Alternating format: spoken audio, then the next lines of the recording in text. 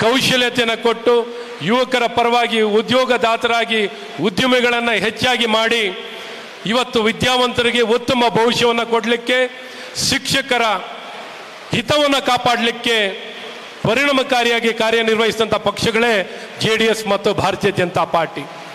ಇವತ್ತು ನಮ್ಮ ಪ್ರಧಾನಮಂತ್ರಿಗಳಾದಂಥ ನರೇಂದ್ರ ಮೋದಿಯವರು ಎಲ್ಲ ಸಂದರ್ಭದಲ್ಲೂ ಮನ್ ಕಿ ಬಾತಿಂದ ಹಿಡಿದು ಯಾವುದೇ ಒಂದು ಸಾರ್ವಜನಿಕ ಸಭೆ ಇರಲಿ, ಒಂದು ಮಗುವಿಗೆ ಯಾವ ರೀತಿ ಶಿಕ್ಷಣವನ್ನು ಕೊಡಬೇಕು ಅಂತ ಒಂದು ಕಾಳಜಿನ ಇಟ್ಕೊಂಡು ಒತ್ತನ್ನು ಕೊಟ್ಟು ಆ ಕ್ಷೇತ್ರದಲ್ಲಿ ಸುಧಾರಣೆಯನ್ನು ಮಾಡಿ ಮಾರ್ಗದರ್ಶನವನ್ನು ಮಾಡಿ ಯಾವ ರೀತಿ ಮಾನಸಿಕವಾಗಲಿ ಶೈಕ್ಷಣಿಕ ಸವಾಲುಗಳನ್ನು ಒಂದು ವಿದ್ಯಾರ್ಥಿಗೂ ಮನವರಿಕೆಯನ್ನು ಮಾಡಿ, ಪೋಷಕರಿಗೆ ಮನವರಿಕೆಯನ್ನು ಮಾಡಿ ನಮ್ಮ ಸಮಾಜದ ಏಳಿಗೆಗಾಗಿ ಶಿಕ್ಷಣದಲ್ಲೇ ಪರಿಹಾರ ಇದೆ, ಶಿಕ್ಷಣವೇ ನಮ್ಮ ಭವಿಷ್ಯ, ಶಿಕ್ಷಣ ಗುಣಮಟ್ಟದ ಶಿಕ್ಷಣವನ್ನು ಕೊಡಲಿಕ್ಕೆ ಸಂಪೂರ್ಣವಾಗಿ ಬದ್ಧರಾಗಿರುವಂಥ ಪಕ್ಷ ಮತ್ತು ನಾಯಕ ಅಂದರೆ ಅದು ನರೇಂದ್ರ ಮೋದಿಯವರು, ಕುಮಾರಣ್ಣನವರು ಮತ್ತು ಯಡಿಯೂರಪ್ಪನವರು, ಸದಾನಂದ ಗೌಡರ ನಾಯಕತ್ವದಲ್ಲೇ ಆಗಿದೆ. ಹಾಗಾಗಿ ಆತ್ಮೀಯರೇ, ಓದೋದು ನಿಮ್ಮ ಮಕ್ಕಳೇ, ಕೆಲಸ ಮಾಡೋರು ನೀವೇ, ಆದರೆ ಅದಕ್ಕೆ ಪೂರಕವಾದಂಥ ವಾತಾವರಣ ಕೊಡಬೇಕು. ಆದರೆ ಕಾಂಗ್ರೆಸ್ ಪಕ್ಷದಲ್ಲಿ ನೀವು ನೋಡ್ತೀರಾ, ಬರೀ ತೆಗಳೋದು ರಾಜಕೀಯ ಮಾಡೋದು ಬಿಟ್ಟರೆ ಒಂದಾದರೂ ಗುಣಮಟ್ಟದ ಶಿಕ್ಷಣವನ್ನು ಕೊಡ್ತೀವಿ, ಶಿಕ್ಷಕರ ನೇಮಕ ಮಾಡ್ತೀವಿ, ಅಥವಾ ಶಾಲೆ ಕಾಲೇಜು ಪ್ರಾರಂಭ ಮಾಡ್ತೀವಿ, ಅಥವಾ ಶಿಕ್ಷಣ ಕ್ಷೇತ್ರದಲ್ಲಿ ಸುಧಾರಣೆಯನ್ನು ಮಾಡ್ತೀವಿ, ಇದು ಯಾವ್ದಾರ ಒಂದು ಮಾತು ಈ ಒಂದು ವರ್ಷದಲ್ಲಿ ಅಧಿಕಾರಕ್ಕೆ ಬಂದಿದ್ದಾರೆ ಗುಣಮಟ್ಟದ ಶಿಕ್ಷಣದ ಬಗ್ಗೆ ಮಾತಾಡಲ್ಲ, ಶಿಕ್ಷಕರ ನೇಮಕಾತಿ ಬಗ್ಗೆ ಮಾತಾಡಲ್ಲ, ಅಥವಾ ಶಿಕ್ಷಕರ ಹಿತವನ್ನು ಕಾಪಾಡೋದ್ರಲ್ಲಿ ಒಂದೇ ಒಂದು ಮಾತಿಲ್ಲ, ಅಥವಾ ರಾಷ್ಟ್ರೀಯ ಶಿಕ್ಷಣ ನೀತಿಯನ್ನು ಅನುಷ್ಠಾನವನ್ನು ಮಾಡಲಿಕ್ಕೆ ರಾಷ್ಟ್ರೀಯ ಶಿಕ್ಷಣ ನೀತಿಯನ್ನು ಹೊಸದಾಗಿ ಬಂದಿರೋದಲ್ಲ, 68ರಲ್ಲಿ ಪ್ರಾರಂಭ ಆಗಿರೋದು. ಇದು 3ನೇ ರಾಷ್ಟ್ರೀಯ ಶಿಕ್ಷಣ ನೀತಿ. ಇವತ್ತು ಗುಣಮಟ್ಟದ ಶಿಕ್ಷಣವನ್ನು ಕೊಡಬೇಕು ಅಂದರೆ ಶಿಕ್ಷಣ ಕ್ಷೇತ್ರದಲ್ಲಿ ಸುಧಾರಣೆಗಳನ್ನ ತರಬೇಕು. ಆ ತರುವಂಥ ಪ್ರಯತ್ನ ಮಾಡಲ್ಲ, ಒಳ್ಳೆಯದಂತೂ ಇವರು ಮಾಡೋದೇ ಇಲ್ಲ, ಬರೀ ಕೆಟ್ಟದನ್ನು ಮಾಡೋದು, ಜನ ವಿರೋಧಿಯಾಗಿ ಅಭಿವೃದ್ಧಿ ವಿರೋಧಿಗಳಾಗಿ ಕೆಲಸ ಮಾಡ್ತಿರೋಂಥವ್ರು ಕಾಂಗ್ರೆಸ್ನವರು.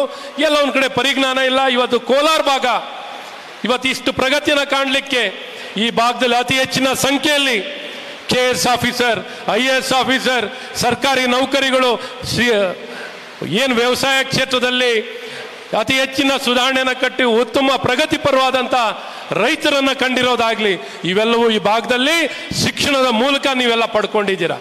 ಹಾಗಾಗಿ ಬಲವಾಗಿ ಶಿಕ್ಷಣವನ್ನು ನಂಬಿರುವಂಥ ಒಂದು ಭಾಗ ಅಂದರೆ ಅದು ಕೋಲಾರ ಭಾಗ. ಹಾಗಾಗಿ ಕಾಂಗ್ರೆಸ್ ಪಕ್ಷದಲ್ಲಿ ಇದು ಯಾವುದಕ್ಕೂ ಒತ್ತನ್ನು ಕೊಡಲ್ಲ, ಯಾವ ಒಂದು ಒಳ್ಳೆ ಆಡಳಿತ ಕೊಡಲಿಕ್ಕಿಲ್ಲ, ಅವರು ಅಭಿವೃದ್ಧಿ ಕೊಡಲಿಕ್ಕಿಲ್ಲ, ಜನವಿರೋಧಿನೇ ಕಾಂಗ್ರೆಸ್ನವರು.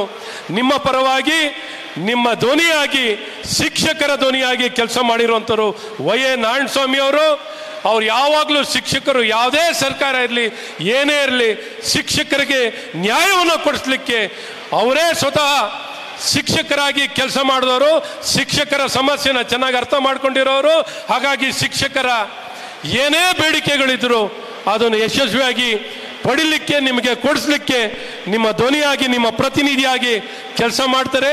ಅವರ ಪರವಾಗಿ ನಿಮ್ಮ ಮತಯಾಚನೆಯನ್ನು ಮಾಡಲಿಕ್ಕೆ ಇವತ್ತು ನಾವು ಇಲ್ಲಿ ಬಂದಿದ್ದೀವಿ, ನಿಮ್ಮ ಜೊತೆಯಲ್ಲಿ ಇರ್ತೀವಿ.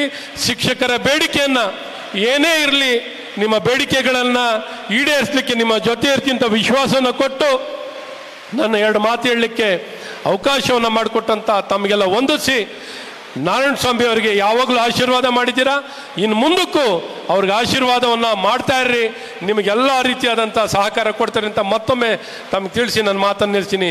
ಭಾರತ್ ಮಾತಾ ಕಿ.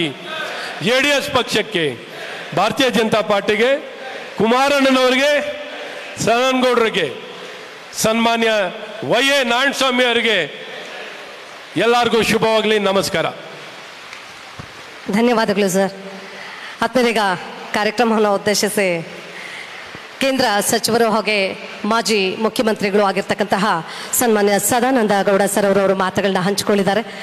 ನಗುಮುಖದ ಒಡೆಯರು ತಮ್ಮೆಲ್ಲರನ್ನ ಕೋರ್ತಿ ಮಾತನಾಡಲಿದ್ದಾರೆ. ಅವ್ರಿಗೆ ಸ್ವಾಗತ ನೀಡ್ತೀನಿ. Please welcome sir.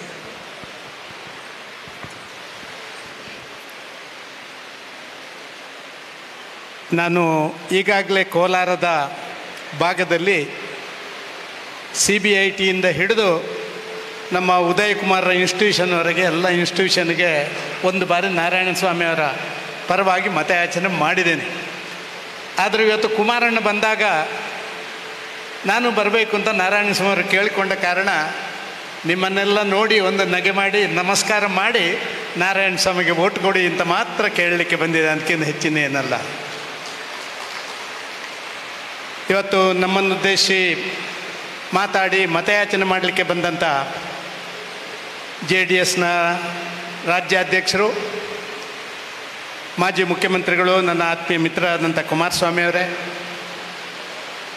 ನನ್ನ ಮಿತ್ರ ಆದಂಥ ಡಾಕ್ಟರ್ ಅಶ್ವಥ್ ನಾರಾಯಣರೇ, ಮುನಿಸ್ವಾಮಿ ಅವರೇ, ವೆಂಕಟ ಶಿವಾರೆಡ್ಡಿ ಅವರೇ, ಗೋವಿಂದರಾಜರವರೇ, ಎಲ್ಲರ ಅಟೆಂಡೆನ್ಸ್ ನಾನು ಕರೆಯಲ್ಲ, ಮಂಜುನಾಥರೇ, ಬಾಕಿ ಎಲ್ಲ ವೇದಿಕೆಯಲ್ಲಿ ಉಪಸ್ಥಿತರಿರುವಂಥ ಎರಡೂ ಪಕ್ಷದ ನಮ್ಮ ನಾಯಕರುಗಳೇ, ಸೇರಿದಂಥ ಅಧ್ಯಾಪಕರೇ, ಉಪನ್ಯಾಸಕ ಮಿತ್ರರೇ ಮತ್ತು ಅಭಿಮಾನಿ ಬಂಧುಗಳೇ,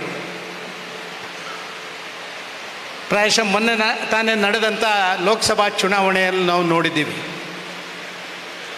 ವಿಶೇಷವಾಗಿ ಹೊಸ ರಾಜಕಾರಣ ಕರ್ನಾಟಕ ರಾಜ್ಯದಲ್ಲಿ ಮೊನ್ನೆ ಪ್ರಾರಂಭ ಆದ್ದನ್ನು ಕಂಡಿದ್ದೀರಿ. ಲೂಟಿಗೋರರನ್ನು ಅಧಿಕಾರದ ಗದ್ದುಗೆಯಿಂದ ಕೆಳಗಿಳಿಸಬೇಕು, ಜನವಿರೋಧಿ ನೀತಿ ಮಾಡುವಂಥ ಕಾಂಗ್ರೆಸ್ಸನ್ನು, ಭ್ರಷ್ಟ ಕಾಂಗ್ರೆಸ್ನ ವಿರುದ್ಧ ಸಮರ ಸಾರಬೇಕು.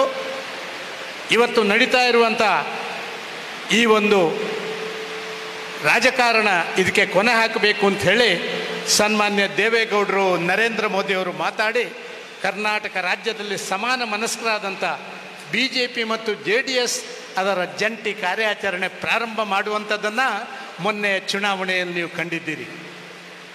ಪ್ರಾಯಶಃ ಅದು ಇವತ್ತು ಮುಂದುವರಿತಾ ಇದೆ. ಇದು ಶಾಶ್ವತವಾದಂಥ ಒಂದು ದೋಸ್ತಿ ನಮ್ಮದು ಆಗಿರಬೇಕು. ಸಮಾನ ಮನಸ್ಕರು ಜನವಿರೋಧಿ ಆಡಳಿತ ಮಾಡ್ತಾ ಇರುವಂಥ ಕಾಂಗ್ರೆಸ್ನ ವಿರುದ್ಧ ಮುಂದಿನ ಎಲ್ಲ ದಿನಗಳಲ್ಲಿ ಅವರ ರಾಜಕೀಯವನ್ನು ಕೊನೆಗಾಣಿಸುವವರೆಗೆ ನಮ್ಮ ಹೋರಾಟವನ್ನು ಮುಂದುವರಿಸಬೇಕು ಅಂತ ನಿಶ್ಚಯವನ್ನು ಮಾಡಿ 2ನೇ ಚುನಾವಣೆಯಲ್ಲಿ JDS ಮತ್ತು BJP ಜಂಟಿ ಕಾರ್ಯಾಚರಣೆ ಮಾಡ್ತಾ ಇದೆ. ವಿಶೇಷವಾಗಿ ವಿಧಾನ ಪರಿಷತ್ ಅಂತ ಹೇಳಿದರೆ ಅದೊಂದು ವಿಶೇಷವಾದಂಥ ಪ್ರಜಾತಂತ್ರ ವ್ಯವಸ್ಥೆಯಲ್ಲಿ ಒಂದು ವಿಶೇಷವಾದಂಥ ಅದಕ್ಕೆ ಸ್ಥಾನಮಾನ ಇದೆ. ಚಿಂತಕರ ಚಾವಡಿ ಅಂತಲೇ ಹೇಳ್ತಾರೆ ಅದಕ್ಕೆ. ವಿಧಾನ ಪರಿಷತ್ನ ರಚನೆಯಾದಂಥ ಸಂದರ್ಭದಲ್ಲಿ ನೀವು ನೋಡಿದಿರಿ, ನಮ್ಮ ಮೈಸೂರಿನ ಮಹಾರಾಜರು ವಿಧಾನ ಪರಿಷತ್ನಲ್ಲಿ ಎಲ್ಲ ತಜ್ಞರೇ ಇರಬೇಕು, ಬೇರೆ ಬೇರೆ ಕ್ಷೇತ್ರದಿಂದ ಬಂದವರು ಇರಬೇಕು. ನಾವು ನೋಡ್ತಾ ಇದ್ದೇವೆ, ನಾವೆಲ್ಲ MLA ಆಗಿರುವವರು, MLA ಆದವರು ಇಡೀ ಕ್ಷೇತ್ರವನ್ನು ಎಲ್ಲವನ್ನ ಪ್ರತಿನಿಧೀಕರಿಸ್ತಾರೆ. ಆದರೆ ಒಂದು ವಿಶೇಷವಾದಂಥ ಕ್ಷೇತ್ರವನ್ನು ಪ್ರತಿನಿಧೀಕರಿಸುವಂಥದ್ದು ಅದು ವಿಧಾನ ಪರಿಷತ್ನಲ್ಲಿ ಮಾತ್ರ. ಅಧ್ಯಾಪಕರ ಕ್ಷೇತ್ರ ಇರ್ಬೋದು, ನಮ್ಮ ಗ್ರ್ಯಾಜುಯೇಟ್ ಕಾನ್ಸ್ಟಿಟ್ಯೂನ್ಸಿ ಇರ್ಬೋದು, ಲೋಕಲ್ ಬಾಡೀಸ್ ಇರ್ಬೋದು, ತಜ್ಞರಿರ್ಬೋದು, ಕಲೆ ಸಂಸ್ಕೃತಿ ವಿಭಾಗದಿಂದ ಬಂದವರು ಇರ್ಬೋದು, ಬೇರೆ ಬೇರೆ ಪ್ರತ್ಯೇಕ ಭಾಗದಿಂದ ಬಂದವರು. ಶಾಸಕರು ವಿಧಾನ ಸಭೆಯಲ್ಲಿ ಒಂದಷ್ಟು ನಮ್ಮ ವಿಚಾರ ಪ್ರಶ್ನೆ ಮಾಡ್ಬೋದು. ಆದರೆ ವಿಧಾನ ಪರಿಷತ್ನಲ್ಲಿ ಅಲ್ಲಿರುವಂಥ ಸಂಖ್ಯೆ ಕಡಿಮೆ ಮತ್ತು ಅಲ್ಲಿರುವಂಥ ಬೇರೆ ಬೇರೆ ಭಾಗದಿಂದ ಬಂದಂಥ ನಮ್ಮ ಜನಪ್ರತಿನಿಧಿಗಳು ಅಲ್ಲಿ ಒಳ್ಳೆಯ ರೀತಿಯಲ್ಲಿ ಮಾಡಲಿಕ್ಕೆ ಆಗುತ್ತೆ. ಅದಕ್ಕಾಗಿ ಅಧ್ಯಾಪಕರ ಕ್ಷೇತ್ರ ಅತ್ಯಂತ ದೊಡ್ಡ ಕ್ಷೇತ್ರ. ಇವತ್ತು ಕಾಂಗ್ರೆಸ್ ನೋಡ್ತೀರಿ, ಕಾಂಗ್ರೆಸ್ನ ರಾಜನೀತಿ ನೋಡ್ತೀರಿ ನೀವು. ಪ್ರಾಯಶಃ ಕರ್ನಾಟಕ ರಾಜ್ಯದಲ್ಲಿ 2 ಕ್ಷೇತ್ರಗಳು ಅತ್ಯಂತ ಪ್ರಬುದ್ಧವಾಗಿ ಇವತ್ತು ಅದಕ್ಕೆ ಸಹಕಾರ ಮಾಡಬೇಕು, ಅದನ್ನು ಆಡಳಿತಾತ್ಮಕವಾಗಿ ಎತ್ತಬೇಕು ಅಂತ ಹೇಳಿದರೆ ಅದು ಒಂದು ಎಜುಕೇಷನ್ ಸೆಕ್ಟರ್, ಇನ್ನೊಂದು ಹೆಲ್ತ್ ಸೆಕ್ಟರ್. ಇದನ್ನು ಎರಡನ್ನೂ ಬಿಟ್ಟು ನಿರುದ್ಯೋಗಿಗಳನ್ನು ಪರಿವರ್ತನೆ ಮಾಡುವಂಥ ಒಂದು ರಾಜನೀತಿ ಇವತ್ತು ಕಾಂಗ್ರೆಸ್ ಮಾಡ್ತದಲ್ಲ, ಇದನ್ನು ಈ ಬಾರಿಯ ಚುನಾವಣೆಯಲ್ಲಿ ತಿಳಿಸ್ಬೇಕು.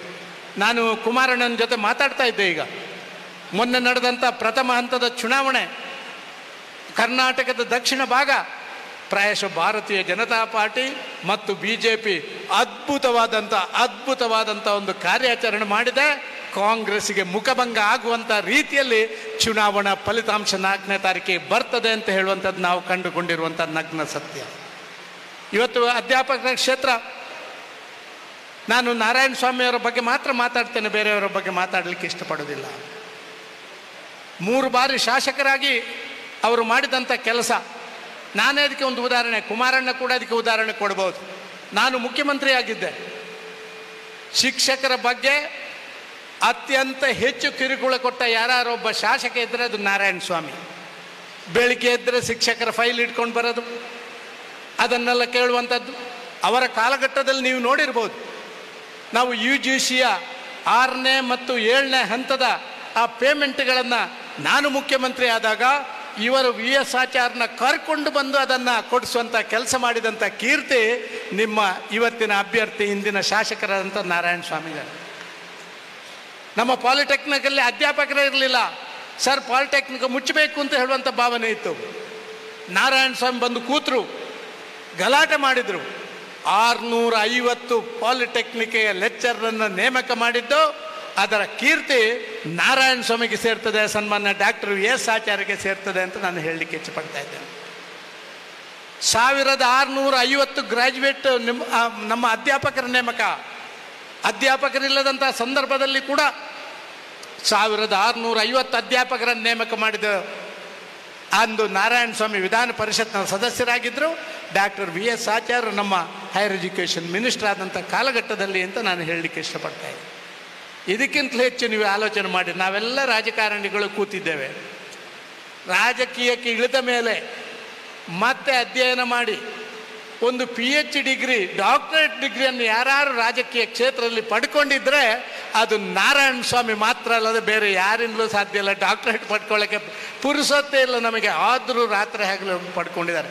ಇದರ ಅರ್ಥ ಒಬ್ಬ ಕಮಿಟೆಡ್ ರಾಜಕಾರಣಿ, ಅಧ್ಯಯನಶೀಲ ರಾಜಕಾರಣಿ, ಜನಪರವಾದಂಥ ಕೆಲಸ ಮಾಡಬೇಕು ಅಂತ ಹೇಳೋದಕ್ಕೆ ಪಣ ತೊಟ್ಟಂಥ ರಾಜಕಾರಣಿ ಅಂತ ಒಬ್ಬ ಶಾಸಕರು ಅಧ್ಯಾಪಕರ ಕ್ಷೇತ್ರಕ್ಕೆ ವಿಧಾನ ಪರಿಷತ್ನಲ್ಲಿ ಅವಶ್ಯಕತೆ ಇದೆ ಅಂತ ನಾನು ಭಾವಿಸ್ತಾ ಇದ್ದೇನೆ. ಅದಕ್ಕಾಗಿ ಅವರಿಗೆ ಮತಯಾಚನೆ ಮಾಡಲಿಕ್ಕೆ ನಾವು ಬಂದಿದ್ದೇವೆ. ನಾವೆಲ್ಲ ನೋಡಿದ್ದೇವೆ, ಎಲ್ಲ ಕಡೆ ಹೋಗಿದ್ದೇವೆ. ಇವತ್ತು ಕಾಂಗ್ರೆಸ್ನ ಸರ್ಕಾರಕ್ಕೆ ಚಾಟಿ ಬೀಳುವಂಥ ಶಾಸಕರು ವಿಧಾನಸಭೆಯಲ್ಲಿ, ವಿಧಾನ ಪರಿಷತ್ನಲ್ಲಿ ಅವಶ್ಯಕತೆ ಇದೆ. ನಾನು ಹೇಳ್ತಾ ಇದ್ದೆ, ಸಾಧಾರಣವಾಗಿ ಇವತ್ತಿನ ಕಾಂಗ್ರೆಸ್ ಸರ್ಕಾರ ಹೇಗಿದೆ ಅಂತ ಹೇಳಿದರೆ, ಒಂದು ಕೊಳಕು ಹಳ್ಳದಲ್ಲಿ ಬಿದ್ದಂಥ ಒಂದು ಎಮ್ಮೆ ಅಂತಾಗಿದೆ. ಎಮ್ಮೆ ಹಾಗೆ ಕೊಳಕು ಹಳ್ಳದಲ್ಲಿ ಆ ಎಮ್ಮೆ ಬಿದ್ದುಕೊಂಡು ಚಂದ ಇರುತ್ತೆ, ಆರಾಮಾಗಿರುತ್ತೆ. ಅದಕ್ಕೆ ಚಾಟಿಯೇಟುಗಳು ಎಲ್ಲ ಒಂದು ಬಿದ್ದರೆ ದೂರದಲ್ಲಿ ಬಿದ್ದಿದೆ ಅಂತ ಅದಕ್ಕೆ ಅಂದಾಜು ಆಗುತ್ತೆ. ಎರಡನೇದು ಬಿದ್ದಾಗ ಎಲ್ಲೋ ಸ್ವಲ್ಪ ಹತ್ತಿರ, ಮೂರನೇದಾಗಿ ನನ್ನ ಹತ್ತಿರ, ನಾಲ್ಕನೇದು ಸರಿ ಬಾರಿಸಿದ್ರೆ ಮಾತ್ರ ನನಗೆ ಬಿದ್ದಿದೆ ಅಂತ ಅನಿಸಿದೆ. ಪ್ರಾಯಶಃ ಅಂಥ 4 ಚಾಟಿಯೇಟುಗಳನ್ನು ಕೊಡಲಿಕ್ಕೆ ನಾರಾಯಣ ಸ್ವಾಮಿ ಮಾತು ಹೇಗೆ ಅವ್ರದ್ದಲ್ಲ, ಕಟಕ್ ಮಾತು, ನೇರ ಮಾತು. ಆದ ಕಾರಣ ಅಂಥವರನ್ನು ಆಯ್ಕೆ ಮಾಡಬೇಕು ಅಂತ ಹೇಳುವಂಥ ವಿನಂತಿಯನ್ನು ಮಾತ್ರ ಮಾಡಲಿಕ್ಕೆ ಬಂದಿದ್ದೇವೆ. ಪ್ರಥಮ ಪ್ರಾಶಸ್ತ್ಯದ ಮತಗಳನ್ನು ಅವರಿಗೆ ಕೊಡಬೇಕು. ಒಂದೇ ಓಟು, ನಾವು ಎರಡನೇ ಓಟೇ ಕೊಡೋದು ಬೇಡ. ಒಂದು ಕೊಡುವಂಥ ಒಂದು ಓಟು ಕೂಡ ಅದಕ್ಕೆ ಗಿಕೋರೇಷನ್ ಎಲ್ಲ ಮಾಡಲಿಕ್ಕೆ ಹೋಗೋದು ಬೇಡ, ಬರೀ ಒಂದು ಎಳೆದ್ರೆ ಆಯಿತು. ಇತ್ತೀಚಿನ ದಿನಗಳಲ್ಲಿ ನಾವು ಕಂಡಿದ್ದೇವೆ, ಗ್ರ್ಯಾಜುಯೇಟ್ ಕಾನ್ಸ್ಟಿಟ್ಯೂನ್ಸಿಯಲ್ಲಿ ಕಳೆದ ಬಾರಿ ಬ್ಯಾಂಗ್ಳೂರು ಗ್ರಾಜುಯೇಟ್ ಕಾನ್ಸ್ಟಿಟ್ಯೂನ್ಸಿಯಲ್ಲಿ 3000 ಮತಗಳ ಸಿಂಧುವಾಗಿದ್ದವು. ಈ ಬಾರಿ ಅಂಥದ್ದಕ್ಕೆಲ್ಲ ಅವಕಾಶ ಕೊಡಬಾರ್ದು ಅಂತ ಮಾತ್ರ ವಿನಂತಿ ಮಾಡಲಿಕ್ಕೆ ಬಂದಿದ್ದೇವೆ. ನೀವು, ನನಗೆ ಗೊತ್ತಿದೆ, ನಾರಾಯಣ ಸ್ವಾಮಿ ನನ್ನ ಜೊತೆ ಸುದೀರ್ಘವಾಗಿ ನನ್ನ ಸ್ನೇಹಿತರಾಗಿರುವಂಥವ್ರು, ಒಂದು ವಿಶ್ವಾಸದಿಂದ ಕೆಲಸ ಮಾಡುವಂಥವ್ರು. ನೀವು ಯಾವ ವಿಶ್ವಾಸದಿಂದ ಅವರಿಗೆ ಮತ ಚಲಾವಣೆ ಮಾಡ್ತೀರಾ ಆ ವಿಶ್ವಾಸಕ್ಕೆ ಸರಿಯಾಗಿ ನಿಮ್ಮ ಸೇವೆ ಮಾಡ್ತಾರೆ ಅಂತ ಹೇಳುವಂಥ ಭರವಸೆಯನ್ನು ಅವರ ಸ್ನೇಹಿತನಾಗಿ ನಾನು ನಿಮಗೆ ಕೊಡಬಲ್ಲೆ. ನಿಮ್ಮ ಆಶೀರ್ವಾದ ನಾರಾಯಣ ಸ್ವಾಮಿ ಮೇಲಿರಲಿ. ನಿಮ್ಮ ಆಶೀರ್ವಾದ ನಾರಾಯಣ ಸ್ವಾಮಿಯ ಮೇಲೆ ಇದ್ದು ಇವತ್ತಿನ ಕಾಂಗ್ರೆಸ್ಸಿನ ಅಭ್ಯರ್ಥಿಗೆ ಮುಖಭಂಗ ಆಗುವ ರೀತಿಯಲ್ಲಿ ನಿಮ್ಮೆಲ್ಲ ಕೆಲಸ ಕಾರ್ಯಗಳನ್ನು ಮಾಡಬೇಕು ಅಂತ ಹೇಳುವಂಥದ್ದನ್ನು ಮಾತ್ರ ಕೇಳಿ ತಮಗೆಲ್ಲ ತಲೆ ತಗ್ಸಿ ಒನ್ಸ್ ನನ್ನ ಮಾತು ನಿಲ್ಲಿಸ್ತೇನೆ. ಜೈ ಹಿಂದ್, ಜೈ ಕರ್ನಾಟಕ. ವಿದ್ಯಾರ್ಥಿಗಳ ಧ್ವನಿಯಾಗಿ, ಶಕ್ತಿಯಾಗಿ ತಾವೆಲ್ಲ ಶಿಕ್ಷಕರು ಕೆಲಸ ಮಾಡ್ತೀರಾ. ನಿಮ್ಮ ಧ್ವನಿಯಾಗಿ, ನಿಮ್ಮ ಶಕ್ತಿಯಾಗಿ ಸದಾಕಾಲ ಸದಾನಂದ ಗೌಡ ಸರ್ ಆಗಿರ್ಬೋದು, ವೈ ಎನ್ ನಾರಾಯಣ ಸ್ವಾಮಿ ಸರ್ ಅವರಾಗಿರ್ಬೋದು, ನಮ್ಮ ಎಸ್ ಮುನ್ಸ್ವಾಮಿ ಸರ್ ಅವರಿರ್ಬೋದು, ಇವರೆಲ್ಲರೂ ಮಾತನಾಡಿದ್ದಾರೆ, ನಾವೆಲ್ಲ ಇರ್ತೀವಿ ಅಂತ ಹೇಳಿ. ಹಾಗೆ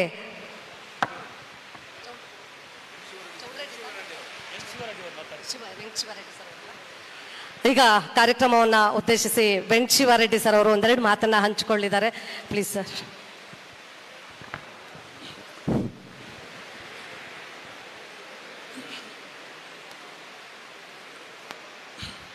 ಎಲ್ರಿಗೂ ನಮಸ್ಕಾರ. ವೇದಿಕೆ ಮೇಲೆ ಆಸೀನರಾಗಿರ್ತಕ್ಕಂಥ ಎಲ್ಲರ ಆತ್ಮೀಯರು,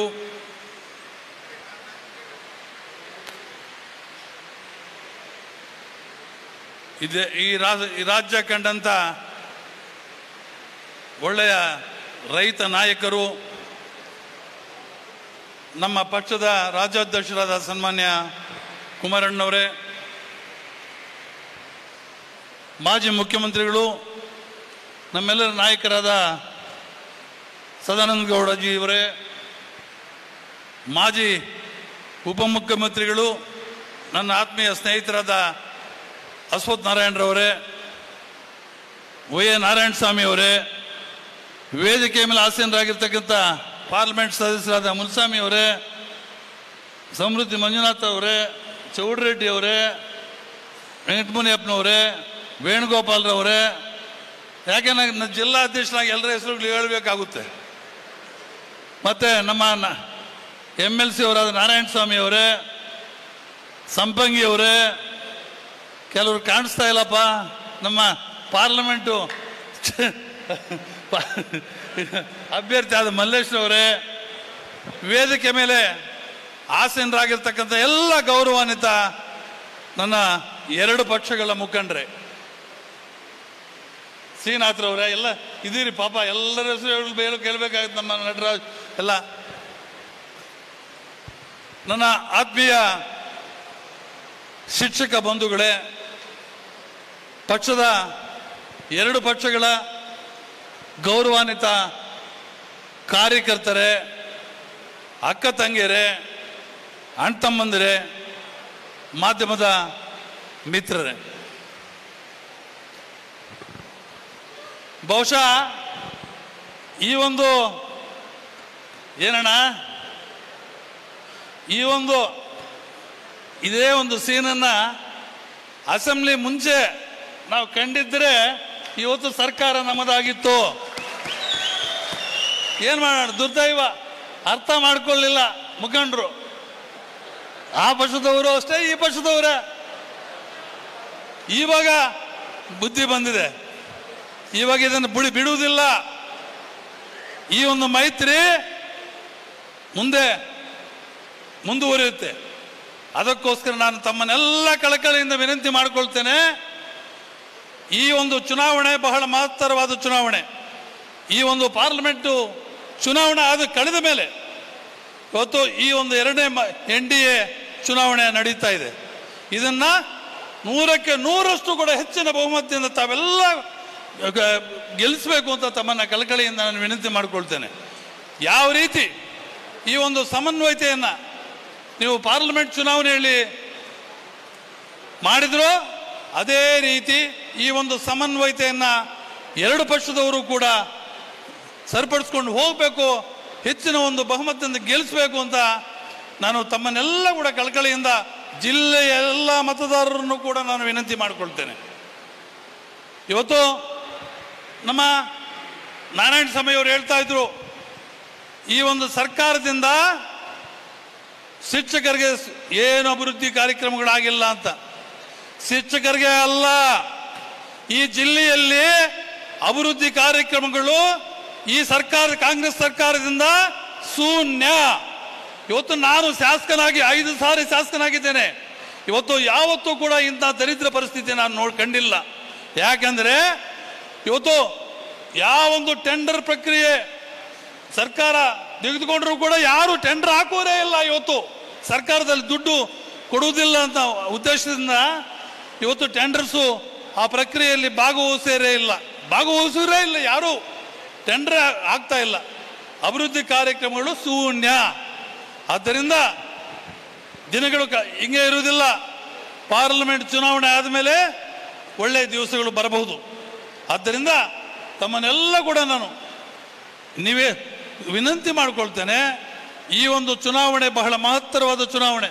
ತಾವೆಲ್ಲ ಕೂಡ ಹೆಚ್ಚಿನ ಒಂದು ವಿಶೇಷವಾಗಿ ನಮ್ಮ ಶಿಕ್ಷಕ ಬಂಧುಗಳು, ನಮ್ಮ ಕಾರ್ಯಕರ್ತರು, ನಮ್ಮ ಮುಖಂಡರು ಎಲ್ಲರನ್ನೂ ಕೂಡ ನಾನು ವಿನಂತಿ ಮಾಡಿಕೊಳ್ತೇನೆ. ನೀವು ಹೆಚ್ಚಿನ ಒಂದು ಶ್ರಮವನ್ನು ತೆಗೆದುಕೊಂಡು ಈ ಒಂದು ನಮ್ಮ ಜಿಲ್ಲೆಯಲ್ಲಿ ಹೆಚ್ಚಿನ ಬಹುಮತದಿಂದ ನಾರಾಯಣ ಸ್ವಾಮಿ ನಮಗೆ ಹೊಸಬರಲ್ಲ, ನಮ್ಮ ಶಿಷ್ಯನೇ. ಅರ್ಥ ಆಯ್ತಾ? ಇವಾಗ 4 ಚುನಾವಣೆ ಫೇಸ್ ಮಾಡಿದ್ದಾನೆ, 3 ಸಾರಿ 3 ಸಾರಿ MLC ಆಗಿದ್ದಾನೆ, 1 ಸಾರಿ MLA ಆಗಿದ್ದಾನೆ. ಚೌಡ್ರೆಡ್ಡಿ ನಮ್ಮವರೇ ತಾನೆ, ಅವರು ನಮ್ಮವರೇ, ನೀನು ನಮ್ಮವನೇ, ಎಲ್ಲ ಶ್ರೀನಿವಾಸಪುರದವ್ರೆ. ಎ ನಾರಾಯಣ ಸ್ವಾಮಿ ಶ್ರೀನಿವಾಸಪುರದವನೇ, ಸಮೃದ್ಧ ಮಂಜುನಾಥ್ ಶ್ರೀನಿವಾಸಪುರದವನೇ, ಚೌಡ್ರೆಡ್ಡಿ ನಮ್ಮ ಶ್ರೀನಿವಾಸಪುರದವ್ರೆ. ಅಲ್ಲ, ಎಲ್ಲ ಜಿಲ್ಲೆಯಲ್ಲಿ ಎಲ್ಲ ಈ ವೇದಿಕೆ ಮೇಲೆ ಇರುವ ಎಲ್ಲರೂ ಕೂಡ ನನ್ನ ಆತ್ಮೀಯ ಬಂಧುಗಳೇ. ಯಾರು ಕೂಡ ನನಗೆ, ಮಲ್ಲೇಶ್ ಕೂಡ ನಮ್ಮ ಸಂಬಂಧಿಕ. ಮಲ್ಲೇಶು ಅವರಮ್ಮ ಹುಟ್ಟಿದೂರು ನಮ್ಮ ಶ್ರೀನಿವಾಸಪುರ ತಾಲೂಕು. ಆದ್ದರಿಂದ ಇವತ್ತು ಬಹುಶಃ ತಾವೆಲ್ಲ ಕೂಡ ಪಾರ್ಲಿಮೆಂಟ್ ಕ್ಷೇತ್ರದಲ್ಲಿ ಕೂಡ ಹೆಚ್ಚಿನ ಒಂದು ಬಹುಮತದಲ್ಲಿ ಮಲ್ಲೇಶ್ ಅವ್ರನ್ನ ಗೆಲ್ಲಿಸ್ತೀರಿ. ಈ ಚುನಾವಣೆಯಲ್ಲಿ ನಮ್ಮ ಅಭ್ಯರ್ಥಿ ನಾರಾಯಣ ಸ್ವಾಮಿಯನ್ನು ಹೆಚ್ಚಿನ ಬಹುಮತದಿಂದ ಗೆಲ್ಲಿಸಿ, ಮುಂದೆ ನಮಗೆ ಕಾದಿರುವುದು ಜಿಲ್ಲಾ ಪಂಚಾಯಿತಿ, ತಾಲೂಕು ಸಮಿತಿ, ಆ ಚುನಾವಣೆಗಳಲ್ಲೂ ಕೂಡ ಈ ಮೈತ್ರಿ ಮುಂದುವರಿಬೇಕು ಅಂತ ನಾನು ಈ ಎಲ್ಲ ಮುಖಂಡರಲ್ಲಿ ಕೂಡ ವಿನಂತಿ ಮಾಡಿಕೊಳ್ತೇನೆ. ಎಲ್ಲ ಮುಂಬರುವ ಚುನಾವಣೆಗಳಲ್ಲೂ ಕೂಡ ಈ ಒಂದು ಮೈತ್ರಿ ಕಂಟಿನ್ಯೂ ಆಗಬೇಕು.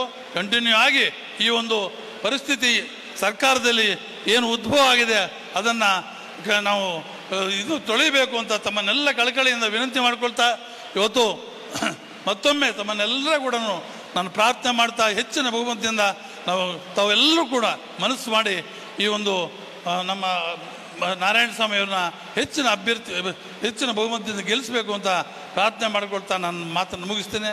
ಜೈ ಹಿಂದ್, ಜೈ ಕರ್ನಾಟಕ, ಜೈ ಬಲೋ ಭಾರತ್ ಮಾತಾ ಕಿ, JDS ಪಾರ್ಟಿ ಕಿ, BJP ಪಾರ್ಟಿ ಕಿ, ಮೋದಿ ಅವರಿಗೆ, ದೇವೇಗೌಡರಿಗೆ, ಕುಮಾರಸ್ವಾಮಿಯವರಿಗೆ ಎಲ್ರಿಗೂ ನಮಸ್ಕಾರ. ಭಾಳ ನಗ್ನಗ್ತಾ ಅವರ ಮಾತುಗಳನ್ನು ಹಂಚ್ಕೊಂಡಂತಹ ವೆಂಕಟಶಿವಾರೆಡ್ಡಿ ಸರ್ ಅವ್ರಿಗೆ ಧನ್ಯವಾದಗಳು. ನಗು ಭಾಳ ಮುಖ್ಯ, ಇಡೀ ಹಾಲ್ನೆಲ್ಲ ನಗಿಸ್ತಿದ್ರಲ್ರಿ. Thank you sir. ಬಂಧುಗಳೇ, ನಿಮ್ಮೆಲ್ರಿಗೂ ಕಾರ್ಯಕ್ರಮದ ಕೊನೆಯಲ್ಲಿ ಎಲ್ರಿಗೂ ಊಟದ ವ್ಯವಸ್ಥೆಯನ್ನು ಮಾಡಲಾಗಿದೆ. ತಾವೆಲ್ಲರೂ ಕಾರ್ಯಕ್ರಮ ಮುಗಿದ ನಂತರ ಊಟ ಮಾಡ್ಕೊಂಡು ಹೋಗಬೇಕು ಅಂತೇಳಿ ವಿನಂತಿಯನ್ನು ಮಾಡ್ತಾ, ಇನ್ನೂ ಅನೇಕರು ಮಾತಾಡೋರಿದ್ರು. ಸಮಯದ ಅಭಾವ ಇರೋದ್ರಿಂದ ನಮ್ಮ ಶ್ರೀತಾ ಮಂಜುನಾಥ್ ಗೌಡ ಆಗಿರ್ಬೋದು, ಮಲ್ಲೇಶ್ ಬಾಬು ಸರ್ ಅವರಾಗಿರ್ಬೋದು, ರಾಮೇಗೌಡರಾಗಿರ್ಬೋದು, ವರ್ತೂರ್ ಪ್ರಕಾಶ್ ಸರ್ ಅವರು, ಹೀಗೆ ಅನೇಕ ಗಣ್ಯರಿದ್ದಾರೆ. ಇವರೆಲ್ಲರೂ ಮಾತನ್ನ ಕಡಿತಗೊಳಿಸ್ಕೊಂಡಿದ್ದಾರೆ. ಆದರೆ ನಿಮ್ಮ ಜೊತೆ ಕಾರ್ಯದಲ್ಲಿ ನಾವಿರ್ತೀವಿ, ನಿಮ್ಮ ಜೊತೆಯಾಗಿ ನಾವಿರ್ತೀವಿ ಅಂತ ಹೇಳಿದ್ದಾರೆ. ಹಾಗಾಗಿ ಅವರೆಲ್ಲ ಮಾತುಗಳನ್ನ ಕಡಿತಗೊಳಿಸ್ಕೊಂಡು ಅವರೆಲ್ಲರ ಧ್ವನಿಯಾಗಿ ನಮ್ಮೆಲ್ಲರ ಪ್ರೀತಿಯ ಕನ್ನಡದ ಹೆಮ್ಮೆಯ ನಮ್ಮ ರಾಜ್ಯದ ಮಾಜಿ ಮುಖ್ಯಮಂತ್ರಿಗಳಾಗಿರ್ತಕ್ಕಂತಹ ಶ್ರೀಯುತ HD ಕುಮಾರಸ್ವಾಮಿರವರು ತಮ್ಮೆಲ್ಲರನ್ನ ಉದ್ದೇಶಿಸಿ ಈಗ ಮಾತನಾಡುವವರಿದ್ದಾರೆ.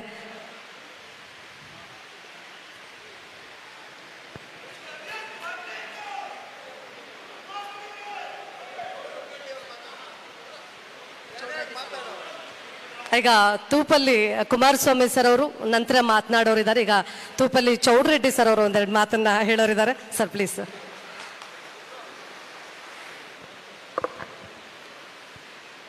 ಎಲ್ಲರಿಗೂ ನಮಸ್ಕಾರ. ಮುಂದಿನ ತಿಂಗಳು ಆಗ್ನೇಯ ಶಿಕ್ಷಕರ ಕ್ಷೇತ್ರದ ಚುನಾವಣಾ ಪ್ರಚಾರ ಭಾಷಣದಲ್ಲಿ ಭಾಷಣ ಮಾಡಲಿಕ್ಕೆ ಬಂದಿರತಕ್ಕಂಥ, ಈ ವೇದಿಕೆ ಮೇಲೆ ಆಸೀನರಾಗಿರ್ತಕ್ಕಂಥ ಕರ್ನಾಟಕ ರಾಜ್ಯದ ಜಾತ್ಯತೀತ ಜನತಾದಳದ ರಾಜ್ಯಾಧ್ಯಕ್ಷರು, ಮಾಜಿ ಮುಖ್ಯಮಂತ್ರಿಗಳು, ಭಾವಿ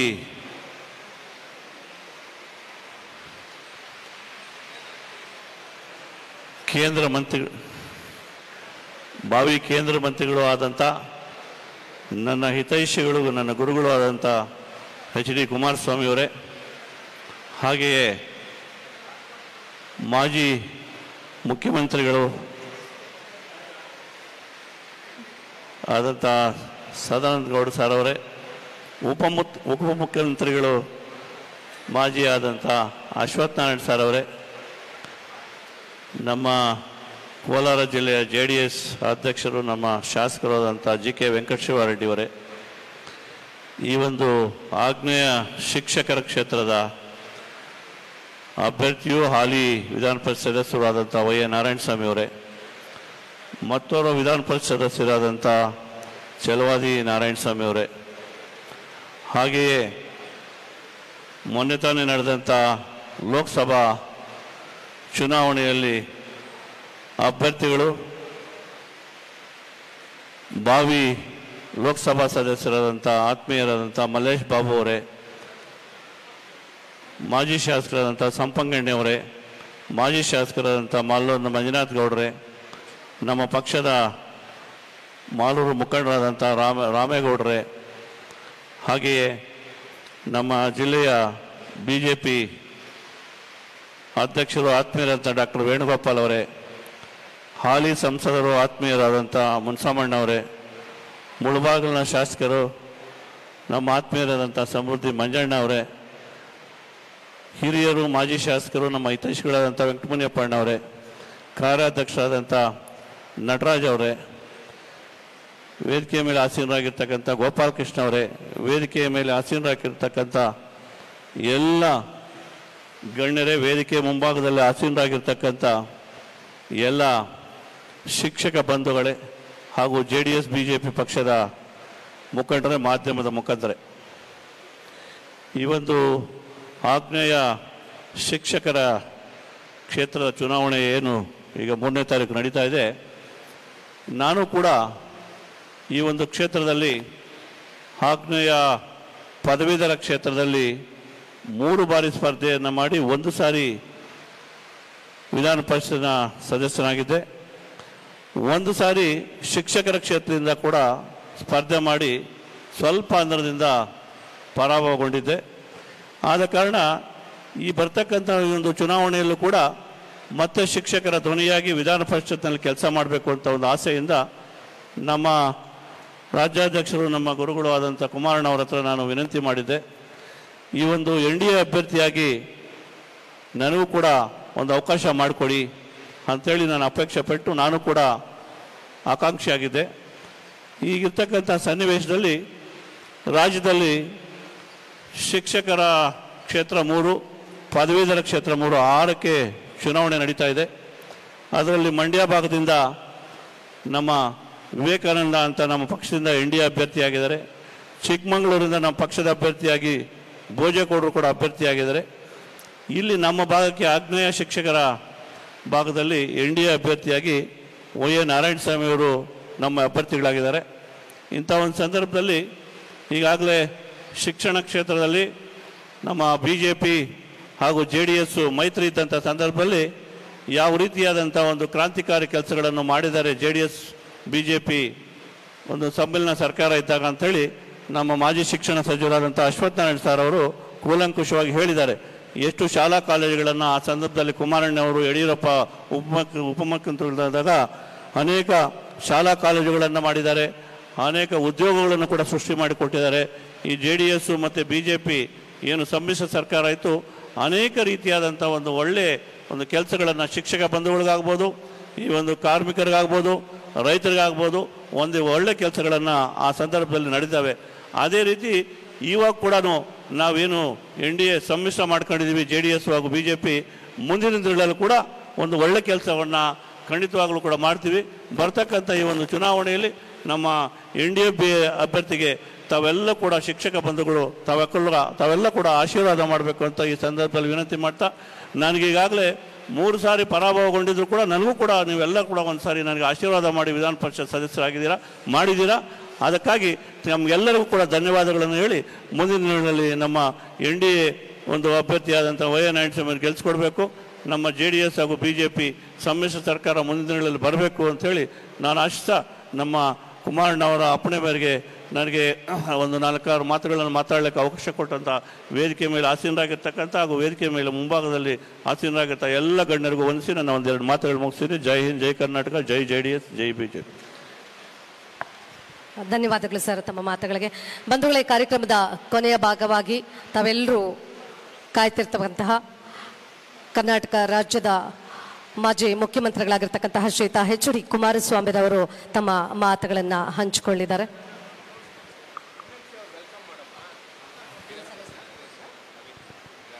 ವಿಧಾನ ಪರಿಷತ್ ಸದಸ್ಯರಾದಂತಹ ಶ್ರೀಯುತ ನವೀನ್ ಸರ್ ಅವರು ಈ ಕಾರ್ಯಕ್ರಮಕ್ಕೆ ಆಗಮಿಸಿದ್ದಾರೆ. ಅವರಿಗೆ ನಮ್ಮೆಲ್ಲರ ಪ್ರೀತಿಯ ಚಪ್ಪಾಳಿಯ ಸ್ವಾಗತವನ್ನ ಅವರಿಗೆ ನೀಡೋಣ. Please welcome sir. ಬಂಧುಗಳೀಗ ಶ್ರೀಯುತ HD ಕುಮಾರಸ್ವಾಮಿರವರು ತಮ್ಮೆಲ್ಲರನ್ನ ಉದ್ದೇಶಿಸಿ ಮಾತನಾಡಿದ್ದಾರೆ. ಅವರಿಗೆ ಸ್ವಾಗತ ನೀಡ್ತೇನೆ. ಪ್ಲೀಸ್.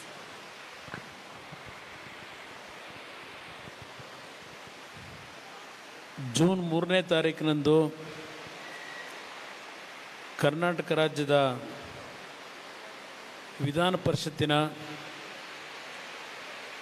ಚುನಾವಣೆಗೆ ಆಗ್ನೇಯ ಶಿಕ್ಷಕರ ಕ್ಷೇತ್ರದ ಅಭ್ಯರ್ಥಿಗಳಾಗಿ ಭಾರತೀಯ ಜನತಾದಳ ಮತ್ತು ಭಾರತೀಯ ಜನತಾ ಪಕ್ಷ ಹಾಗೂ ಜಾತ್ಯತೀತ ಜನತಾದಳದ NDA ಒಕ್ಕೂಟದ ಅಭ್ಯರ್ಥಿಗಳಾಗಿ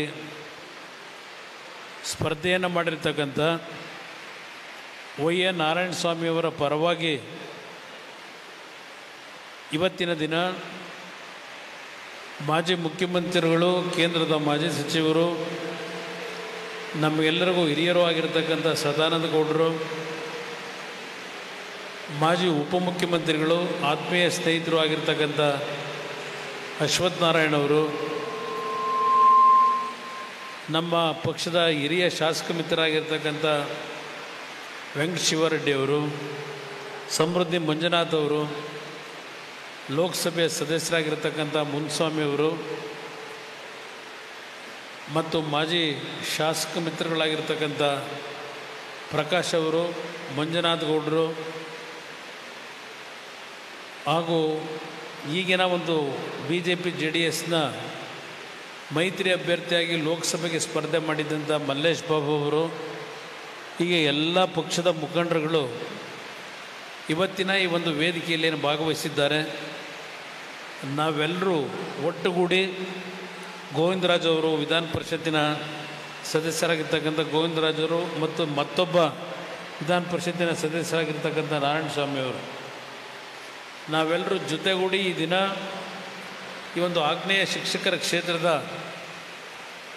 ಅಭ್ಯರ್ಥಿಗಳಾಗಿರ್ತಕ್ಕಂಥ YA ನಾರಾಯಣಸ್ವಾಮಿಯವರ ಪರವಾಗಿ ಕೋಲಾರ ನಗರದ ಈ ಒಂದು ಸಭಾಂಗಣದಲ್ಲಿ ಎಲ್ಲ ಶಿಕ್ಷಕರ ಮತವನ್ನು ಮತ್ತು ಆಶೀರ್ವಾದವನ್ನು ಅವರ ಪರವಾಗಿ ಪಡೆಯತಕ್ಕಂಥ ಮನವಿಯನ್ನೇನು ಸಲ್ಲಿಸಲಿಕ್ಕೆ ಬಂದಿದ್ದೇವೆ. ಈ ಕಾರ್ಯಕ್ರಮದಲ್ಲಿ ಎರಡೂ ಪಕ್ಷಗಳ ಪ್ರಮುಖ ನಾಯಕರುಗಳು ಸೇರಿದ್ದೀರಿ, ಕಾರ್ಯಕರ್ತರು ಇದ್ದೀರಿ ಮತ್ತು ಕೆಲವು ಎರಡೂ ಪಕ್ಷಗಳ ಬಗ್ಗೆ ಅಭಿಮಾನ ಹೊಂದಿರತಕ್ಕಂಥ ಎಲ್ಲ ನನ್ನ ಆತ್ಮೀಯ ಶಿಕ್ಷಕ ವೃತ್ತಿಯನ್ನು ನಿರ್ವಹಣೆ ಮಾಡ್ತಕ್ಕಂಥ ಸಹೋದರ ಸಹೋದರಿಯರು ಇದ್ದೀರಿ, ಮಾಧ್ಯಮದ ಸ್ನೇಹಿತರು ಸಹ ಇದ್ದೀರಿ.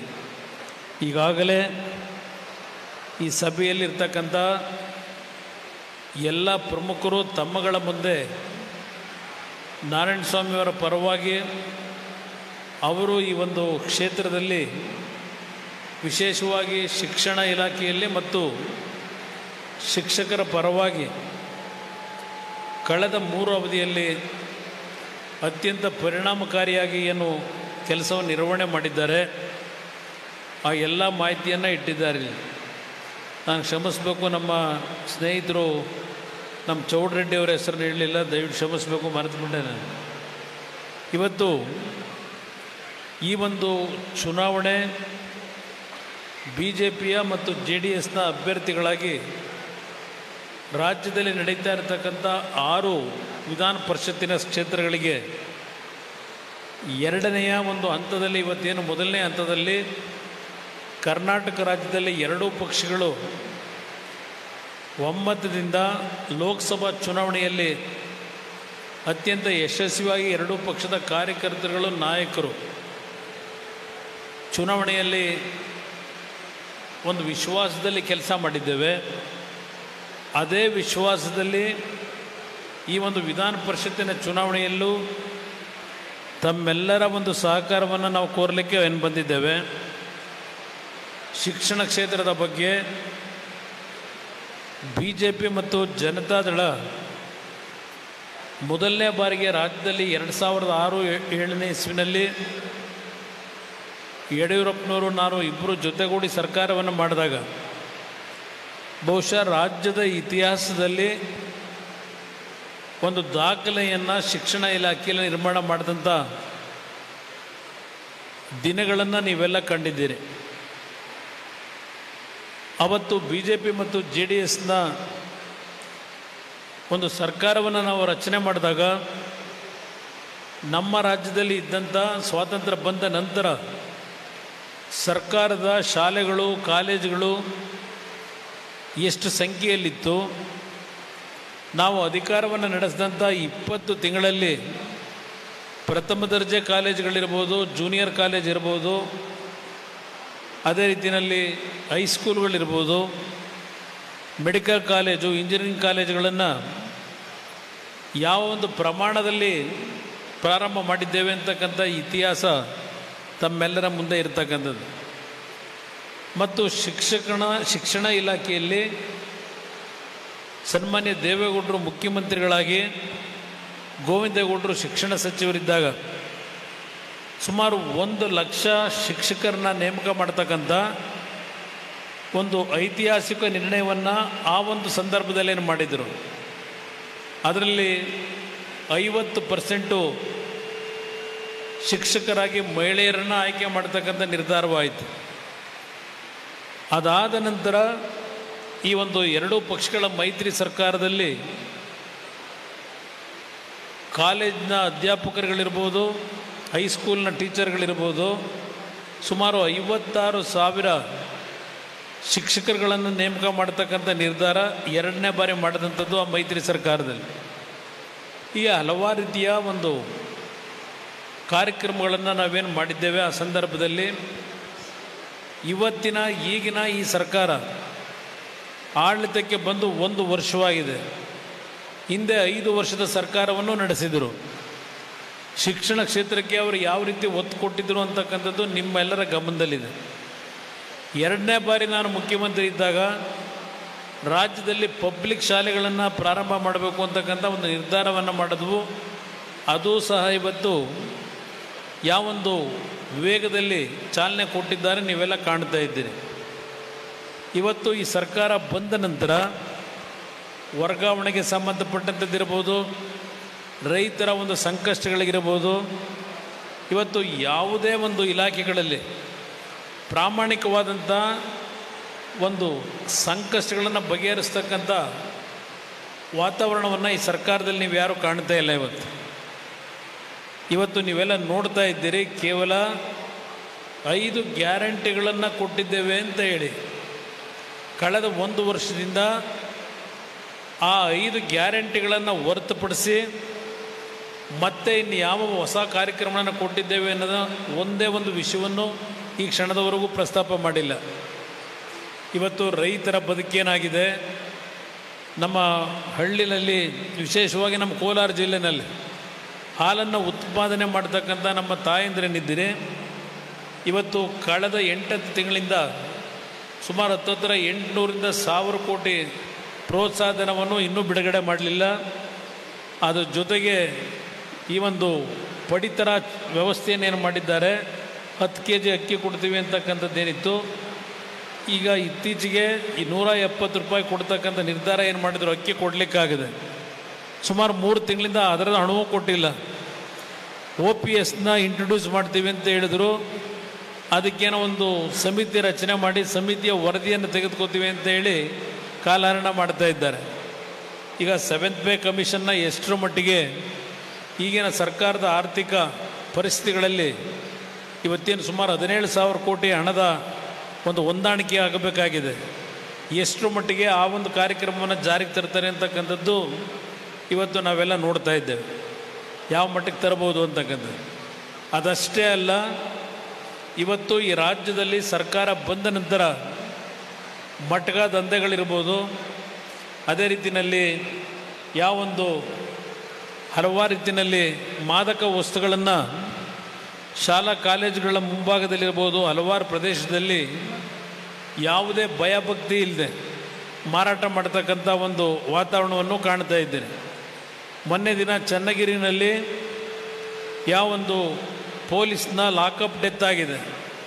ಆ ಲಾಕಪ್ ಡೆತ್ ಆದಂಥ ಒಂದು ವ್ಯಕ್ತಿಯ ಧರ್ಮಪತ್ನಿ ಒಂದು ಮಾತು ಹೇಳ್ತಾಳೆ, ನಾವು ಪ್ರತಿ ತಿಂಗಳು ನಮ್ಮ ಯಜಮಾನರು ನಮ್ಮ ಪೊಲೀಸ್ ಅಧಿಕಾರಿಗಳಿಗೆ 4.5 ಲಕ್ಷ ರೂಪಾಯಿಗಳ ಒಂದು ಹಫ್ತಾ ಕೊಡ್ತಾ ಇದ್ವು, ಈ ತಿಂಗಳು ದುಡ್ಡು ಕೊಡಲಿಲ್ಲ ಅಂತೇಳಿ ಕರ್ಕೊಂಡೋಗಿ ಚಿತ್ರಹಿಂಸೆ ಕೊಟ್ಟಿದ್ದಾರೆ ಅಂತಕ್ಕಂಥ ಮಾತನ್ನು ಆ ಒಂದು ಧರ್ಮಪತ್ನಿ ಹೇಳಿದಂಥದ್ದಿರ್ಬೋದು. ಇದೆಲ್ಲವನ್ನು ನೀವು ಗಮನಿಸ್ತಾ ಇದ್ದೀರಿ.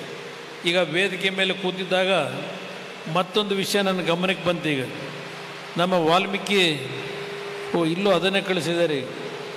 ವಾಲ್ಮೀಕಿ ಅಭಿವೃದ್ಧಿ ನಿಗಮ ರಾಜ್ಯದಲ್ಲಿ ಸುಮಾರು 187 ಕೋಟಿ ರೂಪಾಯಿಗಳ ಸರ್ಕಾರಿ ಹಣವನ್ನು ದುರುಪಯೋಗ ಪಡಿಸ್ಕೊಂಡು ಮಂತ್ರಿಗಳೇ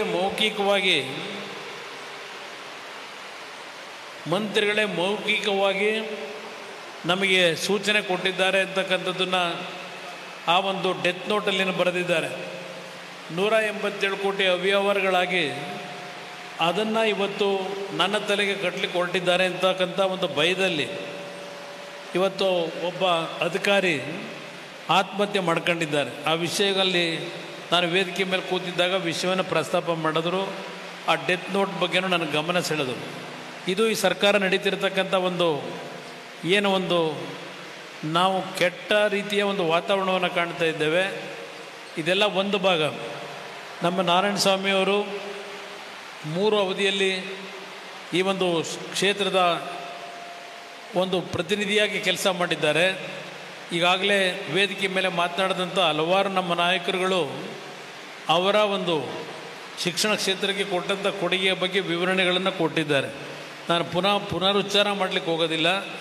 ಆದರೆ ಈಗಿನ ಚುನಾವಣೆ ಕಾಂಗ್ರೆಸ್ನ ಅಭ್ಯರ್ಥಿಯನ್ನು ಬಹುಶಃ ಮುನ್ಸ್ವಾಮಿಯವರೇನು ಹೇಳ್ತಾ ಇದ್ದಾಗಿತ್ತು. ಕಾಂಗ್ರೆಸ್ನ ಅಭ್ಯರ್ಥಿಯನ್ನು ಲಘುವಾಗಿ ಪರಿಗಣಿಸಬೇಡಿ. ಆ ವ್ಯಕ್ತಿ ಯಾವುದೇ ರೀತಿಯಲ್ಲಿ ಹೆಚ್ಚಿನ ಒಂದು ಹಣದ ಪ್ರಭಾವವನ್ನು ಉಪಯೋಗ ಮಾಡಿ, ಜಾತಿಯ ಒಂದು ದುರ್ಬಳಕೆ ಮಾಡಿ ಒಂದು ಚುನಾವಣೆಯಲ್ಲಿ ನಮಗೆ ಸ್ವಲ್ಪ ಹೆಚ್ಚಿನ ಒಂದು ಎದುರಾಳಿಯಾಗಿದ್ದಾರೆ. ಅದನ್ನು ನಾವು ಸೂಕ್ಷ್ಮವಾಗಿ ಗಮನ ಇಟ್ಟು ನಾವೆಲ್ಲರೂ ಚುನಾವಣೆಯನ್ನು ಎದುರಿಸಬೇಕು ಅಂತಕ್ಕಂಥ ಮಾತನ್ನು ಹೇಳ್ತಾ ಇದ್ದರು. ಅವ್ರು ಹೇಳಿರ್ತಕ್ಕಂಥದ್ದಲ್ಲಿ ಸತ್ಯವೂ ಇದೆ. ಅದರಿಂದ ಇವತ್ತು ನಮ್ಮ ಎರಡೂ ಪಕ್ಷಗಳ ಅಭಿಮಾನಿಗಳು ಕಾರ್ಯಕರ್ತರೇನಿದ್ದೀರಿ, ನಿಮ್ಮ ಭಾಗದಲ್ಲಿರ್ತಕ್ಕಂಥ ನಮ್ಮ ಶಿಕ್ಷಕರ ಒಂದು ಪ್ರತಿನಿಧಿಗಳೇನಿದ್ದಾರೆ, ಮತದಾರರೇನಿದ್ದಾರೆ, ಅವರ ಒಂದು ಮನವೊಲಿಸಿ ಮತಗಟ್ಟೆಗೆ 3ನೇ ತಾರೀಕಿನಂದು ಅವರನ್ನು ಇವತ್ತು ಬಂದು ಮತದಾನವನ್ನು ಮಾಡ್ತಕ್ಕಂಥ ನಿಟ್ಟಿನಲ್ಲಿ ಮನವೊಲಿಸಬೇಕು ಅಂತಕ್ಕಂಥದ್ದು. ಮತ್ತು ನಾರಾಯಣ ಸ್ವಾಮಿಯವರ ಒಂದು ಕ್ರಮ ಸಂಖ್ಯೆ ನಂಬರ್ 1 ಆ ಒಂದು ಸಂಖ್ಯೆ ಮುಂದೆ ಒಂದು ಗೀಟನ್ನು ಎಳಿಬೇಕಾಗ್ತದೆ ಅವರು ಕೊಡ್ತಕ್ಕಂಥ ಪೆನ್ನಲ್ಲಿ. ಆ ಒಂದು ನಿಟ್ಟಿನಲ್ಲಿ ನಮ್ಮ ಶಿಕ್ಷಕರುಗಳನ್ನು ಮತದಾನದ ಒಂದು ಸ್ಥಳಕ್ಕೆ ತೆಗೆದು ಕರ್ಕೊಂಡು ಹೋಗ್ತಕ್ಕಂಥ ಅವರೆಲ್ಲರಲ್ಲಿ ವಿಶ್ವಾಸವನ್ನು ಮೂಡಿಸ್ತಕ್ಕಂಥ ಕೆಲಸವನ್ನು ನಮ್ಮ ಎರಡೂ ಪಕ್ಷಗಳ ಮುಖಂಡರುಗಳು ಜವಾಬ್ದಾರಿ ನಿರ್ವಹಣೆ ಮಾಡಬೇಕು ಅಂತಕ್ಕಂಥ ಮನವಿಯನ್ನು ಮಾಡಿ, ನಾರಾಯಣ ಸ್ವಾಮಿಯವರ ಸೇವೆಯನ್ನು ನೀವೆಲ್ಲ ಗಮನಿಸಿದ್ದೀರಿ. ದಯವಿಟ್ಟು ಈ ಚುನಾವಣೆಯಲ್ಲಿ ಅವರು ಹೆಚ್ಚಿನ ಬಹುಮತದಲ್ಲಿ ಗೆಲ್ತಕ್ಕಂಥವ್ರ ಮುಖಾಂತರ 4ನೇ ಬಾರಿ ಭಾರತೀಯ ಜನತಾ ಪಕ್ಷ ಮತ್ತು ಜನತಾದಳದ